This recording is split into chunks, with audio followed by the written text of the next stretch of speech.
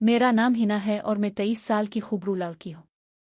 आपको जो वाकया सुनाने जा रही हूँ वो मेरे साथ बचपन में पेश आया, जो एक सबक बनकर मेरे माजी का हिस्सा बन चुका है।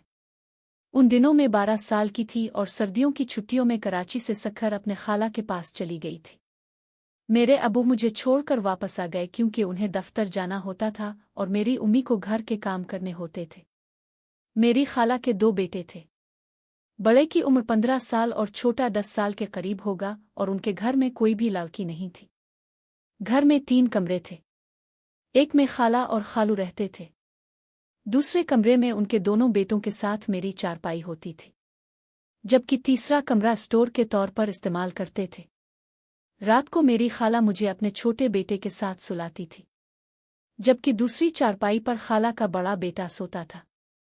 मैं अपने घर में अकेले ही सोने की आदी थी, लेकिन यहाँ पर मजबूरी में बिस्तर बांटना पड़ता था।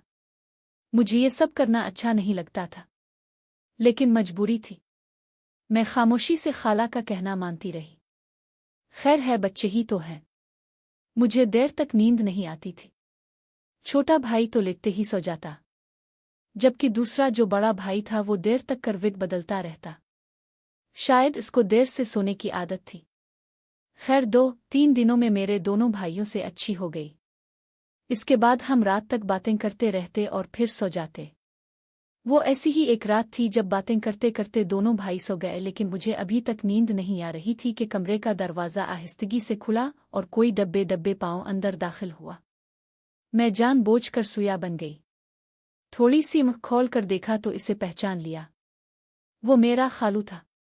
वो आहिस्ता आहिस्ता डब्बे डब्बे कदम चलते हुए मेरी सरहाने आकर खड़ा हुआ, जिससे मैं थोड़ी परेशान हुई कि खालू ऐसा क्यों कर रहे हैं। फिर खालू ने मेरे बालों पर हाथ फेरना शुरू कर दिया। मैं डर के मारे हल भी ना सकी और वो मजीद आगे बढ़ता गया।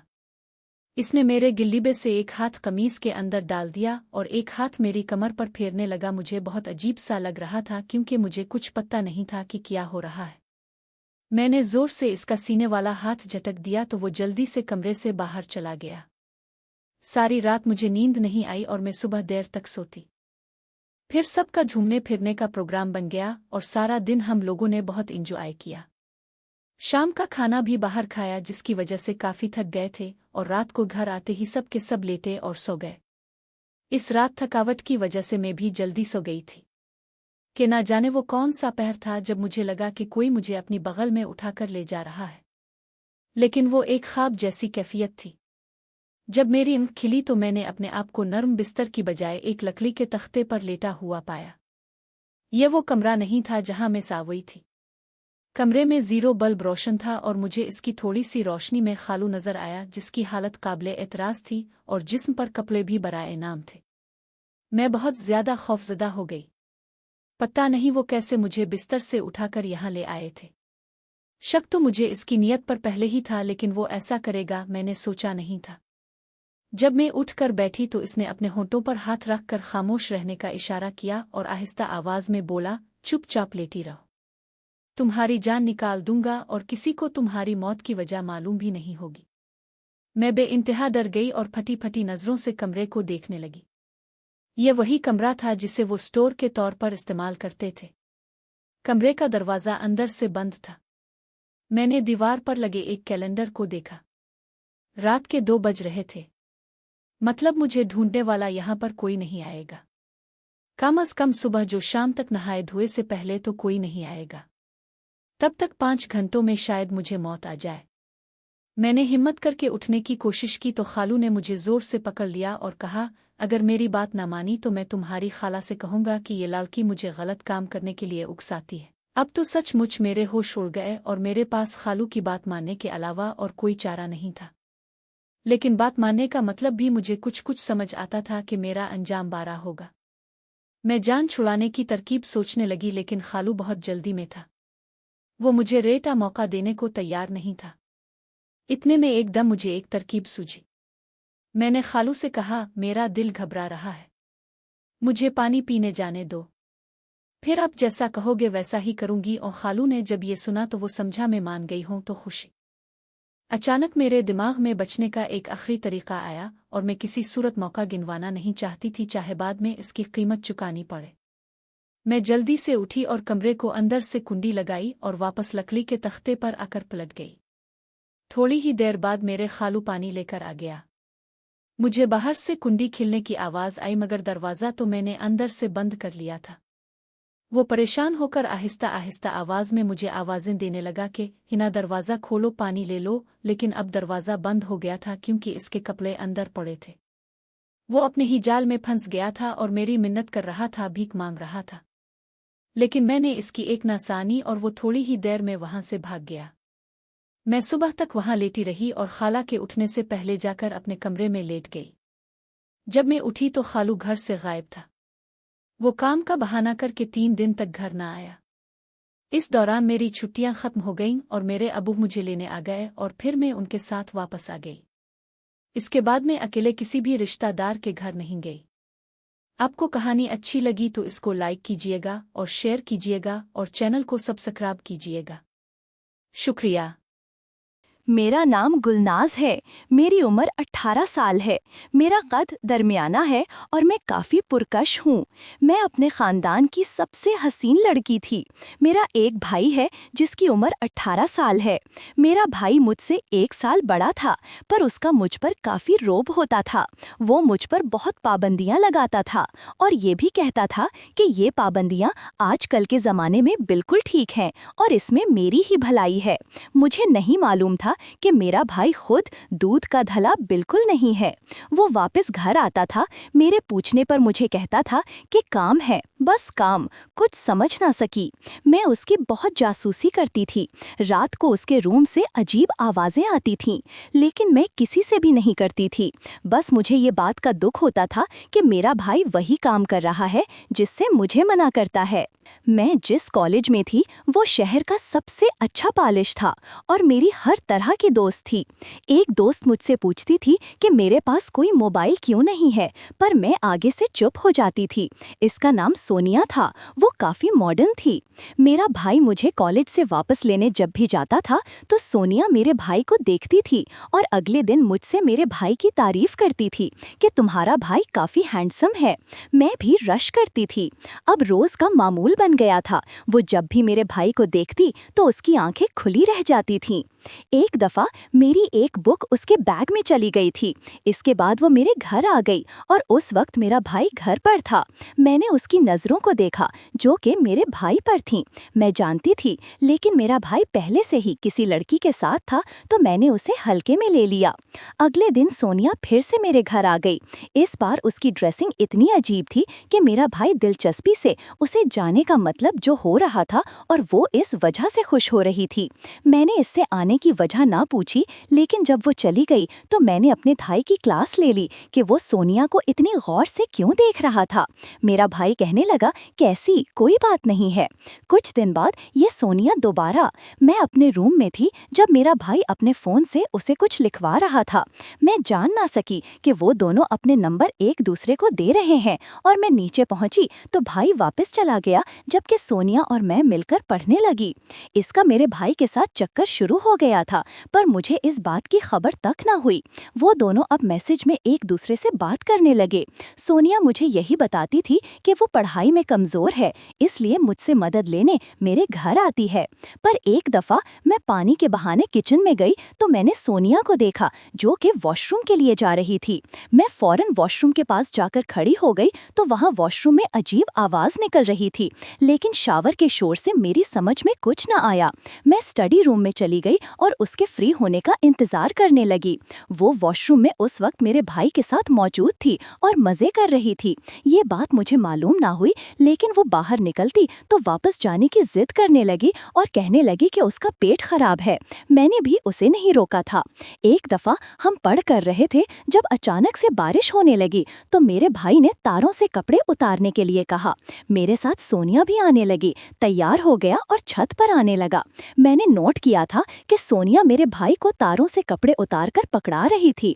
मेरा सारा ध्यान अपने काम पर था जब मेरे भाई ने सोनिया को मौका मिलते ही टच किया था और वो आगे से हंसने लगी थी। मैंने ये चीज़ देखी तो मैंने सोनिया से कहा कि मेरा भाई रात को लड़कियों के साथ होता है और आधी रात को घर आता है, इसलिए अगर इसके जहन में मेरे भाई को लेकर कोई अजीब ख्याल है तो वो सोच कर देखे। पर वो कहाँ सुनने वाली थी, वो तो मेरे भाई को अपनी लत लगवा चुकी थी। मेरा भाई अब मुझे भी अजीब नज़रों से देखने लगा था। वो पहले मुझे कभी ऐसे नहीं देखता था, पर अचानक से उसकी नज़र बदल गई थी, जिसके पीछे मुझे सोनिया का हाथ लग रहा था। सोनिया की सालगिरह आई तो मेरे भाई ने उसे एक शर्ट गिफ्ट की थी। ये भी मुझे तब मालूम हुआ जब मैंने उसका रैपर देख लिया और चंद दिन बाद सोनिया वही शर्ट पहनकर घर आई। मेरा भाई उसे देखकर आंखें मारने लगा तो मैं मामला समझ गई थी। अब मेरी पूरी कोशिश होती थी कि किसी भी तरह से सोनिया को अपने भाई से दूर रखूं। मैंने सोनिया से कह दिया था कि वो मेरे घर ना आया करे, जिस पर वो रात को दिन में हुआ काम याद करती थी। तब मुझे पता चला था कि वो वॉशरूम इतना ज्यादा क्यों जाना चाहती थी और फिर अचानक से उसका पेट क्यों खराब हो जाता था। इसलिए खराब होता था क्योंकि उसका हमारा काम तो मुकम्मल हो जाता था जिसके लिए वो आती थी। मैंने इन दोनों को रेंगते हाथों पकड़ने का प्लान बनाया और इसके लिए सोनिया को दोबारा अपने घर आने के लिए कहा, लगाकर पढ़ाई के बहाने मैं उस पर नजर रख सकूं। और अब वो फिर से आने लगी। वो मेरे भाई का उस वक्त घर होता था। मुझे ऐसा लगने लगा था कि मेरा भाई सोनिया से बाहर मिलता है, तभी घर पर नहीं मिलता। एक दफा मैंने सोनिया से कहा कि वो मेरा इंतजार करे, मैं नहाने जा रही हूँ। इस वक्त मेरा भाई भी घर पर था, पर जैसे ही मैं नहाकर वॉशरूम से बाहर निकली तो मेरा भाई सोनिया के साथ ताल्लुक बना रहा था। मुझे मेरे भाई पर बहुत गुस्सा आया था और इन दोनों को ऐसी हालत में देखकर शदीद सदमा हुआ था। मैंने अपने भाई से कहा कि ये क्या तरीका है, मेरी दोस्त के साथ तुम कब से ये सब कर रहे हो। पर मैं चुप रही, लेकिन अब तो हद हो गई है क्योंकि तुम्हारे अंदर कोई भी शर्मिंदगी का असर नहीं। और सोनिया भी मुझे इस हालत में देख रही थी। वो मुझसे कहने लगी कि गुलनाज, तुम समझती नहीं हो, ये चीज़ सबके लिए बहुत मज़े की होती है, तुम भी करोगी तो तुम्हें भी मज़ा आएगा। मैंने इसकी इस बकवास पर उसे धत्कार कर थप्पड़ मारा। जब मेरे भाई ने मुझे देखा और कहने लगा कि सोनिया ने मुझे नहीं कहा था, बल्कि मैं खुद मौका देखकर इसके पास आया था और मैं चाहूँ तो वो मेरे साथ भी ऐसा कर सकती है। लेकिन मैंने अपने भाई को धमकी दी कि अब ये सब कुछ मैं अपनी अम्मी को बताऊंगी। पहले तो तुम ये सब बाहर करते थे, पर आज घर पर करके तुमने हद पार कर दी है। तुमने कहा वॉशरूम की हद तक। अब सोनिया अपनी इज्जत बचाने पर लगी तो उसे रोते देखकर मैंने उसे रोका नहीं। मेरा भाई मुझे कहने लगा कि तुम भी एक दफा मेरे साथ करके देखो, फिर तुम्हें भी मालूम हो जाएगा किस चीज में कितना सुकून है। पर मैंने उसकी एक ना सुनी और बाहर निकलने लगी, जब सोनिया ने मुझे धक्का दे दिया और मैं फर्श पर जाकर गिर गई। मेरा भाई मुझे कहने लगा कि अब तो हम दोनों हैं, कोई नहीं देख रहा, एक दफा तो आजमा कर देखो। मैंने मजीद बात करने की काफी कोशिश की, पर कुछ देर बाद मुझे मजा आने लगा था। मैं अजीब सी आवाजें निकाल रही थी। सोनिया भी मुझसे कहने लगी थी कि देखा, मैंने कहा था ना कि तुम्हें भी सुकून मिलेगा, तुम भी हमारे साथ शामिल हो जाओ। मैं बहुत अजीब महसूस कर रही थी, पर ये सब मुझे सुकून भी दे रहा था, इसलिए उनकी तरह मैं भी काम करने लगी। कुछ देर बाद सोनिया ने मुझसे कहा कि अब मैं भी इस काम में शामिल हो चुकी हूँ, इसलिए किसी को भी ना बताऊं। पर मैंने इसकी बात पर अमल नहीं किया था और इससे ये भी कहा कि मेरे साथ ज्यादती हुई है। मैं अपने भाई को ऐसी लड़की के साथ कभी भी मिलने नहीं दे सकती जिसकी इतनी बुरी सोच हो। मैंने अपनी अम्मी को बता दिया था कि भाई सोनिया के साथ ये सब करते हैं, पहले छुपकर करते थे, पर एक दफ़ा मैं नहाने के लिए गई थी जब पीछे से इन दोनों ने क्या और मैंने देख लिया। मेरी अम्मी को सोनिया पर गुस्सा आया था। मेरे भाई की उम्र अब इतनी ना थी, पर फिर भी अम्मी ने उसका रिश्ता तलाश करने का सोचा था। मैंने अम्मी को बता दिया था कि सब में सोनिया का कसूर था, इसलिए भाई को फंसाया था, लिहाजा इस बारे में वो भाई से बात ना करें। अम्मी ने मेरी बात मान ली और फिर कुछ ही दिनों में भाई का रिश्ता पक्का हो गया था। पहले उसकी पसंद की लड़की तलाश की थी जो कि काफी ज्यादा सादा थी, मेरे भाई की पसंद के मुताबिक भी नहीं थी, पर अब कोई और ऑप्शन ना था।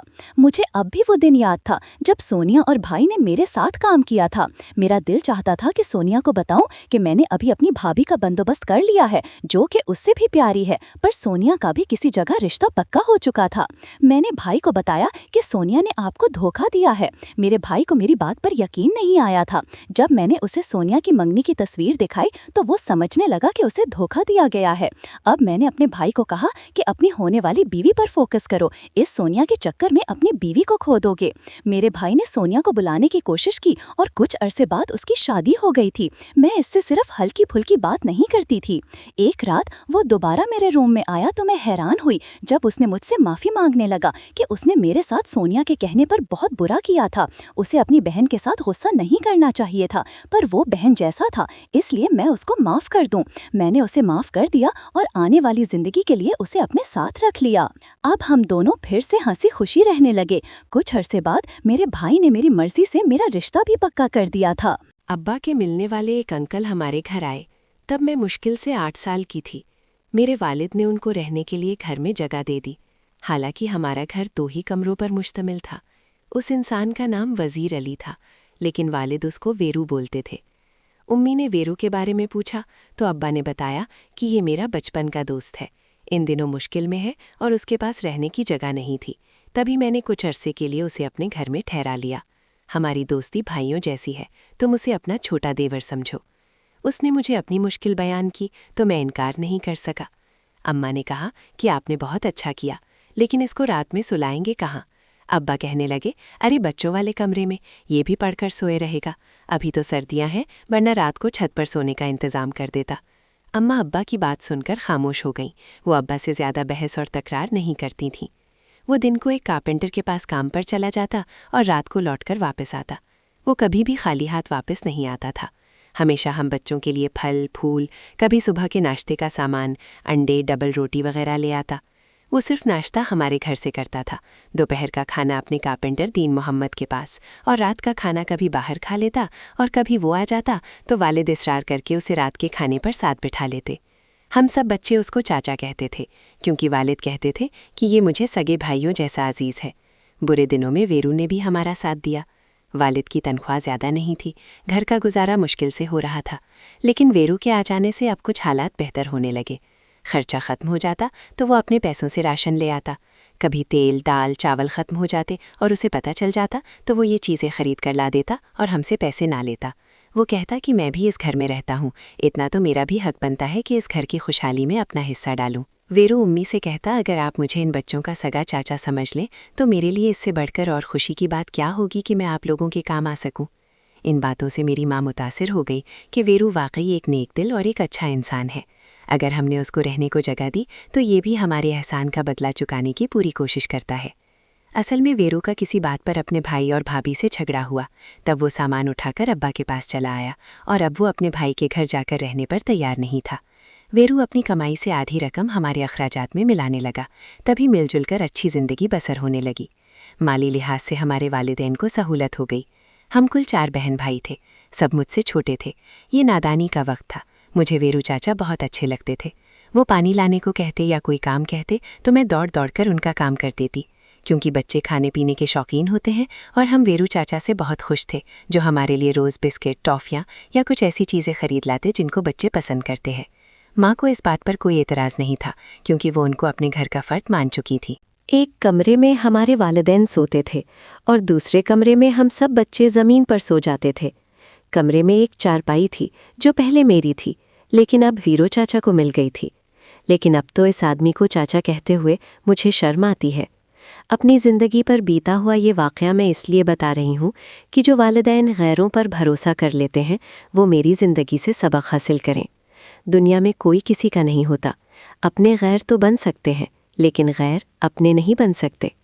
बच्चे दिन भर खेलकूद में थक कर रात को गहरी नींद सोते थे। हम भी फर्श पर लाइन से तलियां बिछाकर बराबर बराबर सो जाते थे। मैं स्कूल जाने के अलावा अम्मी के काम भी करती थी, इसलिए बहुत थक जाती थी। फिर रात को ऐसी गहरी नींद आती कि किसी बात का होश ना रहता, और वैसे भी चौथी क्लास की बच्ची को किस बात का होश होता। जब मेरे बहन भाई सो जाते तो रात को ये इंसान मुझे उठाकर अपने साथ चारपाई पर लिटा लेता। मुझे किसी बात का मतलब समझ में नहीं आता था। मैं तो नींद में डूबी होती, कभी सो जाती कभी जाग जाती। फिर वो मुझे पैसे और मीठी गोलियां और बिस्किट दे देता और मुझे कहता कि किसी को भी रात की इस बात का पता ना चले। वो ना भी कहता तब भी मैं किसी को क्या बताती, जबकि मैं खुद भी ये बात अच्छी तरह नहीं जानती थी कि मेरे साथ ये क्या हो रहा था। वक्त गुजरता गया, यहाँ तक कि मैंने होश संभाला तब भी वीरों को वही हरकत करते पाया। मगर अब फ़र्क ये था कि वो साथ में गंदी बातें भी करता था। वो बातें कभी मेरी समझ में आ जातीं और कभी मेरे सर के ऊपर से गुजर जातीं। मुझे कभी ये ख्याल नहीं आया कि ये सब कुछ मेरे हक़ में बुरा था और मैं खसरे में पड़ती जा रही हूँ। हम बच्चों के कमरे के साथ थोड़ी सी ज़मीन थी। वीरो चाचा ने अब्बा से कहा, अगर आप बुरा ना माने तो इस जगह पर चारदीवारी बनाकर छत डाल लो। कारपेंटर तो अपना दोस्त है। छत, खिड़कियाँ, दरवाजे बहुत कम पैसों में बन जाएंगे और मजदूरी में खुद कर लूँगा। अब्बा इसकी बात पर बहुत खुश हुए। वैसे भी घर में एक कमरे की ज़रूरत थी। देखते ही देखते चंद दिनों में एक छोटा सा कमरा तैयार हो गया। वीरो चाचा ने हमारे कमरे के दरमियान एक दरवाज़ा बना दिया ताकि नया कमरा दूसरे कमरे से जुड़ा रहे। वालिद ने नए कमरे में नई चारपाई डलवाई। ये कमरा वीरो चाचा के हवाले कर दिया ताकि सुकून से वो इबादत रह सके और बच्चे अपने कमरे में आराम से पढ़ाई कर सकें। हम बहन भाई अगरचे अपने कमरे में सोते थे और वीरो चाचा अपने कमरे में सोता था। रात को जब मेरे वालिदैन और बहन भाई सो जाते तो वीरो चाचा चुपके से हमारे कमरे में आ जाता। अब मुझे समझ आने लगी थी। मैं उसे कहती कि वीरो चाचा रात को हमारे कमरे में ना आया करो, वरना मैं अपने वालिदैन को बता दूंगी। वीरो चाचा मुझे कहता कि तेरा बाप तेरी बात मानेगा, वो तो मेरी बात का यकीन करेगा क्योंकि मैं उसे आधे पैसे देता हूँ। मैं वीरो चाचा की बात सुनकर डर जाती क्योंकि उसने मुझे नासमझी की उम्र से डरा धमका दिया था। मैं उससे बहुत डरती थी। 8 साल ये इंसान हमारे साथ रहा और मेरे साथ ऐसे ही करता रहा। मेरे वालिदैन उसके लिए फ़िक्रमंद रहने लगे कि कब तक वीरो कुंवारा रहेगा। अब इसकी शादी करा देनी चाहिए ताकि इसका घर भी आबाद हो सके। अब्बा के कहने पर उम्मी ने उसके लिए शरीके हयात की तलाश शुरू कर दी। एक जान पहचान के घर में रिश्ता तलाश कर लिया और वहाँ वीरो का निकाह हो गया। शादी के बाद कुछ दिन वो अपनी बीवी में मशगूल रहा और फिर वही पुरानी रविश दोहराई जाने लगी।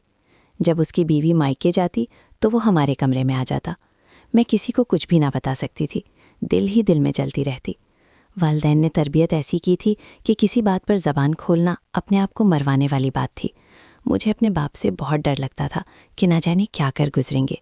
मेरे अंदर इतनी हिम्मत नहीं हुई कि मैं अपनी माँ को सब बता देती। वीरू से मेरा झगड़ा हो जाता तो वो मुझे धमकियाँ देकर मुझे चुप रहने पर मजबूर कर देता। वो उम्र में मुझसे काफ़ी बड़ा था, इसलिए मुझे उससे डर लगता था। मैं पूरी तरह उसके दबाव में थी। एक दिन उसने अब्बा से कहा कि मेरा उस्ताद मुझसे बहुत काम लेता है और मुझे पैसे कम देता है। मैं अलग से दुकान करना चाहता हूँ ताकि कुछ रकम इकट्ठी करके अपना घर ले सकूँ। वालिद ने अपने दोस्तों से कर्ज लिया और अपनी जमा पूंजी उसको देकर दुकान खोल दी। वो चंद महीने में दुकान का सारा सामान ख़त्म करके वहाँ से चल दिया। वो तो चला गया, लेकिन उसकी वजह से मेरा ज़मीर मुझे मलामत करता रहा और मैं उलझन का शिकार होती रही। मेरा ख्याल कहीं और होता और काम कहीं और होता। अजीब बेचैनी हो रही थी। मेरी हालत देखकर मुझे मेरी सहेलियां कहती थीं कि तुम किन ख्यालात में गुम रहती हो। मैं उन्हें क्या बताती कि मुझे अपनी उस खोई हुई इज्जत का गम है जिसको एक जालिम तार तार कर गया था। मैं इम्तिहान में भी इसी वजह से पास नहीं हो सकी। वो इंसान तो जा चुका था और मेरी सुनहरी उम्र भी मैला कुचैला बनकर निकल चुकी थी, मगर दिल की ख्वाहिशें के ख़त्म नहीं होती। उसके जाने के बाद जितने भी हादसे मेरी ज़िंदगी में हुए, उस इंसान को ही उनका ज़िम्मेदार समझती हूँ। उसके चले जाने के बाद मैं हर वक्त खोई खोई रहने लगी। मेरा दिमाग माऊ हो गया था। उसके चले जाने के बाद मैंने सुख का सांस लिया और मुझे कदरे सुकून मिले। मैं अपने कज़न यासिर को बहुत पसंद करती थी, लेकिन उसके साथ मुझे इस बात का शदीद एहसास था कि अब मैं उसके काबिल नहीं हूँ। एक अरसे तक मैं चुपके चुपके उससे मोहब्बत करती रही और मेरी बदकिस्मती देखें कि जब वो खुद मेरा बन जाने पर राज़ी हुआ तो मैंने खुद इनकार कर दिया। ये इनकार करते वक्त मेरे दिल पर एक क़यामत गुजर गई थी, लेकिन इसके सिवा मेरे पास और कोई रास्ता नहीं था। जब मेरे वालिदैन ने मेरा रिश्ता यासिर के साथ किया, एक दिन यासिर मुझसे कहने लगा, देखो मैं तुम्हें पसंद करता हूँ और मैं तुम्हें हर कीमत पर हासिल करना चाहता हूँ, मगर एक बात तुम्हें मुझे बतानी होगी कि क्या तुम्हारा माजी में किसी से कोई ताल्लुक़ तो नहीं रहा? मैं झूठ कभी बर्दाश्त नहीं करूँगा। यासिर की ये बात सुनते ही मेरे सारे ख्वाब पल भर में टूट गए। मैं यासिर को ये कैसे बता देती कि मैं तो अपनी ज़िंदगी की सबसे कीमती चीज़, अपनी इज्जत को लुटा चुकी हूँ और अब मैं तुम्हारे काबिल नहीं हूँ। मैंने दिल पर पत्थर रख कर ये कहा कि यासिर, मेरा ख्याल छोड़ दो। मुझे तुम अच्छे लगते हो, मगर शादी के नुक्ता नज़र से नहीं। मैं तुमसे शादी नहीं करना चाहती क्योंकि मुझे किसी और से मोहब्बत है। काश मैं उसे बता सकती कि मेरी चादर मैली सही, मगर मुझ मासूम पर बचपन में जुल्म और बहुत ज़्यादती हुई है। मैंने तुम्हारे सिवा किसी को नहीं चाहा, लेकिन अब मैं तुम्हारे काबिल नहीं हूँ। मैं यासिर का मिजाज समझ चुकी थी। अपनी मजबूरियों की दास्तान, अपने ऊपर जुल्म ज़्यादती की अपनी बीती सुना भी देती तो मुझे यकीन था कि मुझे माफ़ी ना मिलती। आर्जी माफ़ी तो हर मर्द दे देता है और आला ज़र्फ़ बन जाता है, मगर उसके दिल में जो एक बार कांटा छुपता है तो फिर उसको निकालना मर्द के अपने बस की बात नहीं होती। दोस्तों, उम्मीद करता हूँ कि ये छोटा सा नावल आपको पसंद आया होगा। दोस्तों, इस वीडियो को लाइक कर दें और मेरे चैनल को सब्सक्राइब कर दें। दोस्तों, अपना बहुत सारा ख्याल रखिएगा। मिलते हैं अगली वीडियो के साथ।